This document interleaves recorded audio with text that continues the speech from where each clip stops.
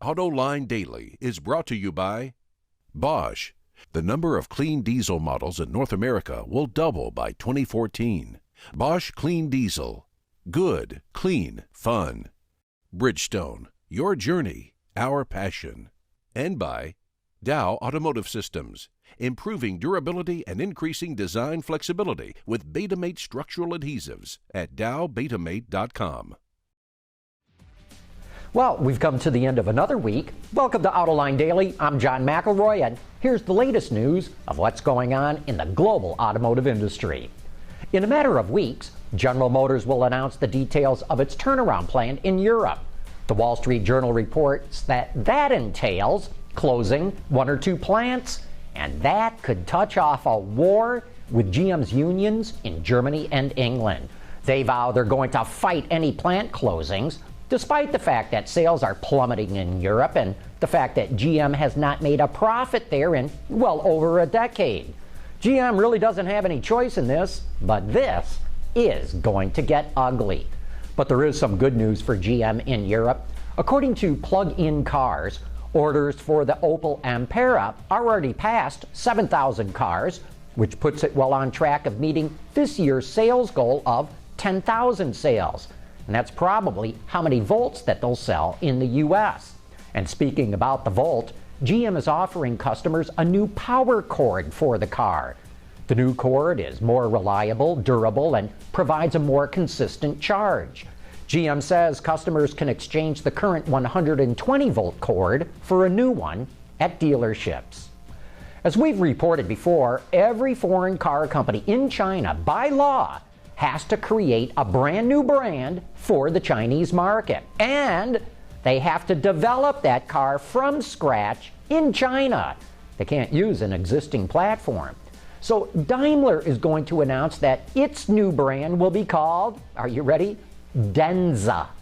Developed in conjunction with BYD, the Denza brand will sell electric cars. And you can look for the official announcement at next month's Beijing Auto Show. Yesterday, Volkswagen announced that it's hiring 800 new employees at its plant in Chattanooga, Tennessee, to meet capacity to meet demand for the new Passat. But it should come as no surprise to learn that the UAW is stepping up its efforts to organize that plant. According to Reuters, the union is soliciting signatures from workers because U.S. labor laws say it needs signatures from at least 30% of the workers to hold a representation election. UAW President Bob King has said it's crucial for the union to organize a transplant factory if it is going to survive.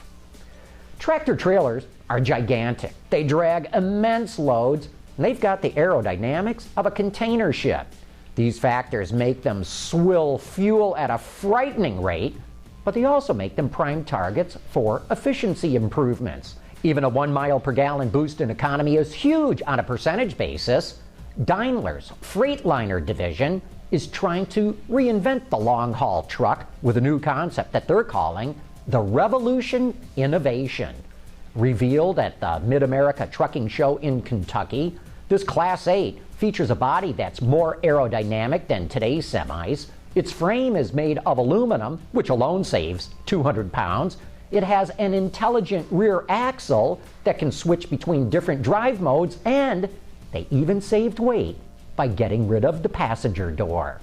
Whoa, it's in the books! A new Guinness World Record was set for the most cars simultaneously doing donuts for more than 15 seconds. 75 drivers gathered at Infineon Raceway in California earlier this week to break the previous record. That was set in Australia back in 2010 with just 57 cars. But man, look at all the smoke! Makes me want to go out and burn some rubber right now. But before I go and do that, did you know that the Ford Motor Company has entered into a secret pact with several Japanese automakers? We'll tell you what that's all about right after the break. Reducing exhaust emissions, aerified diesel particulate filters, high filtration, low back pressure, small package size, excellent durability. DowAerify.com. On Autoline this week, our television show, My guest is Bryce Hoffman, a journalist who's just written a book called American Icon. It's all about the turnaround that happened at Ford under Alan Mulally, and it has uncovered some interesting developments that were not publicly known at the time. In the following clip, Bryce Hoffman talks about a secret alliance that Ford entered into with several Japanese automakers when the auto industry in the U.S. was teetering on the brink of collapse. Was there any one thing that you can point to right now that stands out that you went, wow, I had no idea that was going on at all?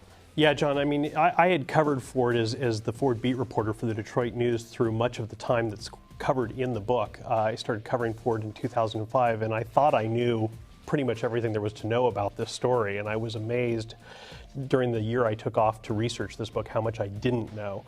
Probably the most interesting thing that I learned personally was Ford had a secret alliance with Toyota and Honda that basically was put together to prop up the North American supply base during the depths of the Great Recession. So this is 2008 or thereabouts, when everything's starting to melt down, still before the bankruptcies. But explain, I'd never heard this. Toyota and Honda and Ford doing what?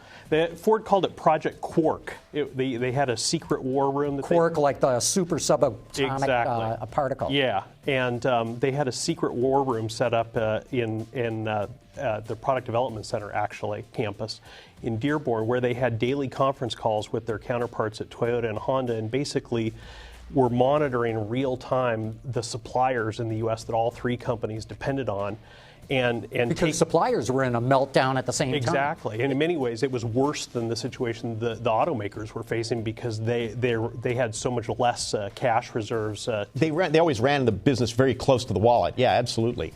And Ford realized early on that the government was not in a position to pick winners and losers in this whole dilemma that the industry faced, and so they reached out to the other automakers and made common cause. They talked to General Motors too, and General Motors was of the opinion that this was antitrust violation and didn't want anything to do with it. They initially tried to talk to Chrysler too, and Chrysler was falling apart at the time and got to the point that Ford didn't even know who to call at Chrysler at that point, they said. But Toyota and Honda, and to some degree Nissan, were very interested in doing this. They are very dependent, as you know, on many of the same suppliers, particularly for their operations in North America. See, that's a key point. I don't mean to interrupt, but a lot of people don't realize how precarious everything was, and that's why the bailout really did happen, because if Chrysler had gone down, it would have dragged a whole bunch of suppliers with it, shut the whole industry down. As you can see, Jim Hall from 2953 Analytics and Keith Naughton from Bloomberg are also on that program, which you can watch on our website at Autoline.tv right now, or check your local television listings, because Autoline This Week is also shown on public television stations across the United States and Canada. And hey, don't forget to tune in tonight at 6:30 p.m. Eastern Time for another episode of Roundabout. A lot of fun. Check it out. But anyway, that wraps up this week's reports on the global automotive industry. Have a great weekend. We'll see you right back here on Monday.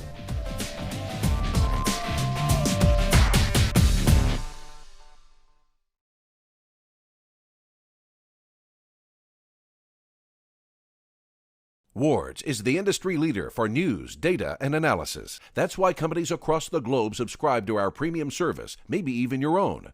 Log in for subscriber access now. Check your company's intranet for details and rely on wardsauto.com to keep you informed.